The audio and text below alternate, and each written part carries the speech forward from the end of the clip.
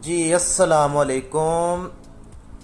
मेरा नाम फरहान जुल्फ़िकार है। आप सबको अपने चैनल पर खुशामदीद कहता हूँ।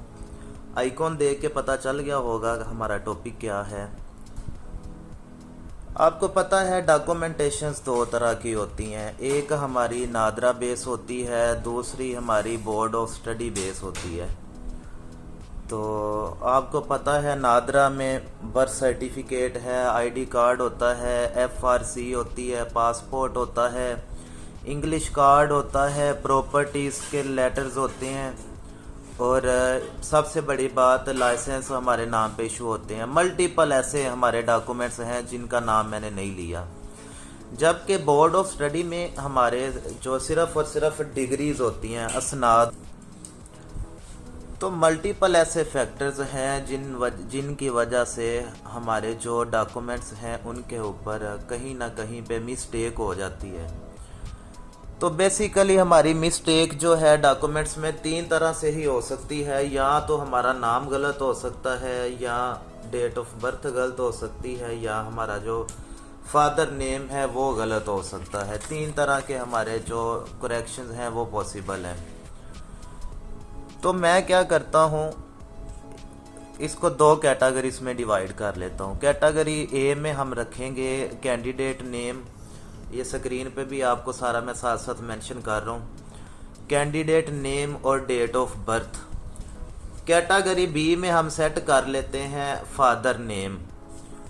इसकी वजह बता देता हूँ। जो कैंडिडेट नेम और डेट ऑफ बर्थ है इसका ताल्लुक सिर्फ और सिर्फ कैंडिडेट से ही है, और दूसरी जगह पे जो फादर नेम है उसका ताल्लुक जो है वो पूरी फैमिली से होता है।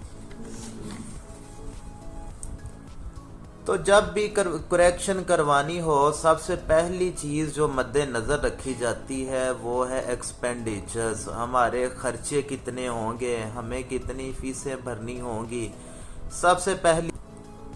अच्छा जी, बाज़ अहबाब कहते हैं कि नादरा की तरफ से करेक्शन करवाना आसान है, बाज़ अहबाब कहते हैं बोर्ड की तरफ से करवाना आसान है।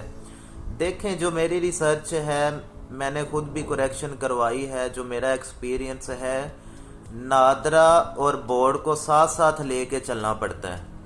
तो मैं आपको मल्टीपल फैक्टर्स बताता हूँ, एक एक पॉइंट बताता हूँ जिसको आपने मद्देनज़र रखना है। मैं बड़े यकीन से ये बात कह सकता हूँ कि किसी ने भी इतनी डिटेल में इन चीज़ों को डिस्कस नहीं किया होगा, और मैं अल्लाह से दुआ करता हूँ कि मेरी जो डिस्कशन है आपके किसी न किसी काम ज़रूर आए। तो चलिए अपना जो लेक्चर है उसको हम थोड़ा सा एक्सटेंड करते हैं।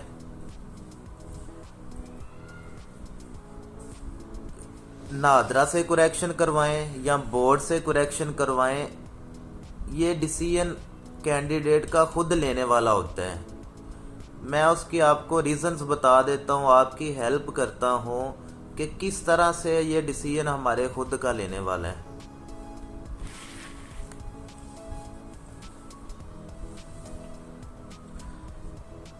कैटेगरी ए के ऊपर हम काम करते हैं। कैटेगरी ए में दो चीज़ें थी, कैंडिडेट नेम और डेट ऑफ बर्थ।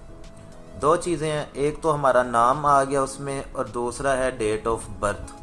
अब सवाल ये है कि ये काम जो है ये हम नादरा की तरफ से करवाएं या बोर्ड की तरफ से करवाएं।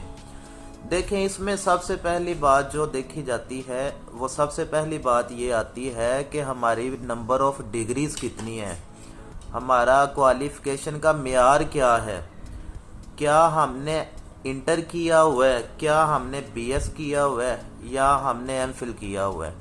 सबसे पहले इस चीज़ को मद्देनज़र रखा जाता है।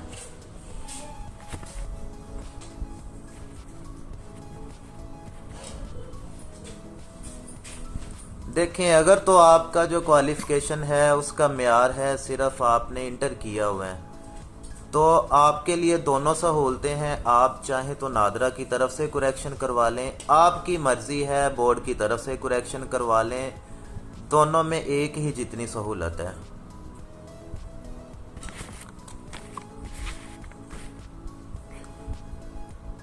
اب کیس 2 میں اگر تو آپ کی کوالیفیکیشن بی ایس ہے یا آپ کی کوالیفیکیشن ایم فل ہے، تو اس کیس میں آپ کو پریفر کروں گا کہ آپ نادرا کو اپروچ کریں، کیونکہ آپ نے ڈگریز کے اوپر کریکشن کروانی ہے اگر آپ بورڈ آف اسٹڈی کو اپروچ کرتے ہیں۔ آپ یونیورسٹی میں الگ سے اپلائی کریں گے، بورڈ میں الگ سے اپلائی کریں گے، تو سوٹیبل ادھر یہی ہے کہ آپ نادرا کو اپروچ کریں اور نادرا سے اپنا نام اور جو ڈیٹ آف برتھ ہے وہ سیٹ کروا لیں، اور اس بات سے ہر کوئی اتفاق کرے گا، کیونکہ اگر آپ بورڈ آف اسٹڈی کو اپروچ کریں گے، بورڈ کا الگ سے خرچہ ہوگا، بی ایس میں یونیورسٹی میں الگ سے خرچہ ہوگا، اور اگر آپ کی کوالیفیکیشن ایم فل ہے تو اس میں الگ سے پیسے بھرنے ہوں گے، اور اگر آپ صرف اور صرف نادرا کو اپروچ کرتے ہیں تو آپ کے پیسے بھی کم ہوں گے۔ ٹھیک ہے، تو میں آپ کو یہی سجیسٹ کروں گا کہ آپ اس کیس میں نادرا کو اپروچ کریں۔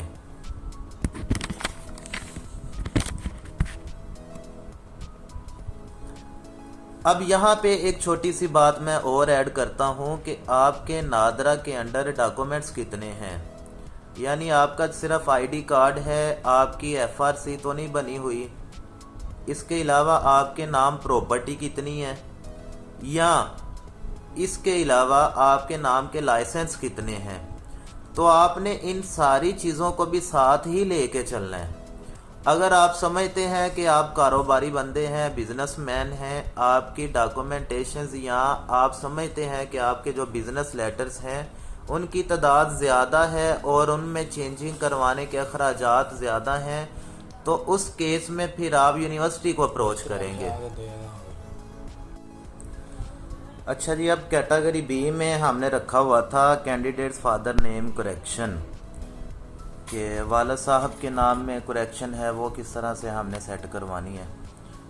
تو اس میں کریکشن کروانے سے پہلے سب سے پہلے ہمیں یہ دیکھنا پڑے گا کہ ہماری جو فیملی کے ممبرز کتنے ہیں، ہمارے بہن بھائی کتنے ہیں اور ان کی کوالیفیکیشنز کیا ہیں، کیونکہ اگر آپ کے والد صاحب اپنا آئی ڈی کارڈ تبدیل کرواتے ہیں، اس کا مطلب یہ ہے کہ آپ کے والد صاحب کے نام جتنے بھی ڈاکومنٹس ہیں ان سب پہ ان کا نام تبدیل ہوگا۔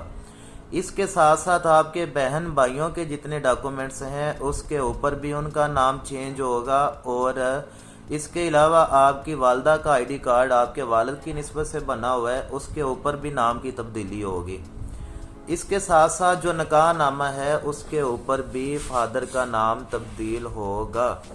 ایک چیز تو یہ ہو گئی۔ اس میں دوسری چیز جس کو مد نظر رکھا جاتا ہے وہ یہ ہے کہ آپ کے بہن بھائیوں کے کوائف کیسے ہیں۔ اگر تو آپ کے بہن بھائیوں کے کوائف بالکل ٹھیک ہیں، ان کا آئی ڈی کارڈ پہ جتنے نامز ان کے نیمز ہیں اگر ان کے آئی ڈی کارڈ کے جو کوائف ہیں اور ان کی جو ڈگریز ہیں اس کے کوائف ایک جیسے ہیں، تو ان کو تو کوئی ضرورت ہی نہیں نام تبدیل کروانے کی۔ اس کے علاوہ جو آپ کی ایف آر سی بنی ہوئی ہے وہ آپ کی بالکل ٹھیک ہے، آپ کے ٹوٹل ڈاکومنٹس ٹھیک ہیں، تو اس کیس میں آپ کے لیے کمپلسری ہو جاتا ہے کہ آپ اپنی ڈگریز کے اوپر کریکشن کروائیں۔ وہ پھر آپ کو 1 ڈگری پہ کروانی پڑے، آپ کو 2 ڈگریز پہ کروانی پڑے، یا آپ کی ملٹیپل ڈگریز ہیں، کیونکہ اگر آپ اس کیس میں آئی ڈی کارڈ تبدیل کرتے ہیں اس کا مطلب یہ ہوا کہ آپ نے اپنا کھاتا تو سیدھا کر لیا اور اپنے بہن بھائیوں کے لیے آپ نے مسئلے پیدا کر دیے۔ تو اس صورتحال میں یہی بہتر ہوگا کہ آپ صرف اور صرف اپنی ڈاکومنٹیشن کروائیں۔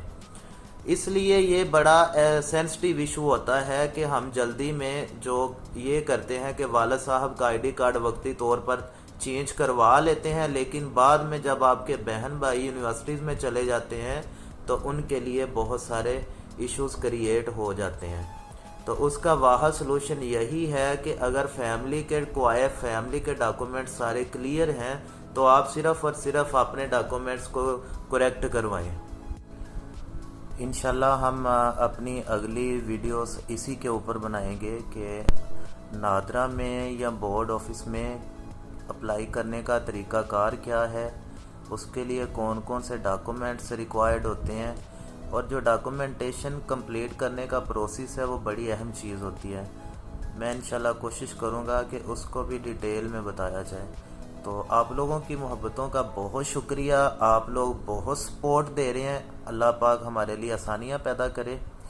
دعاؤں میں یاد رکھیے گا۔ ملتے ہیں اپنی اگلی ویڈیو میں۔ خدا حافظ۔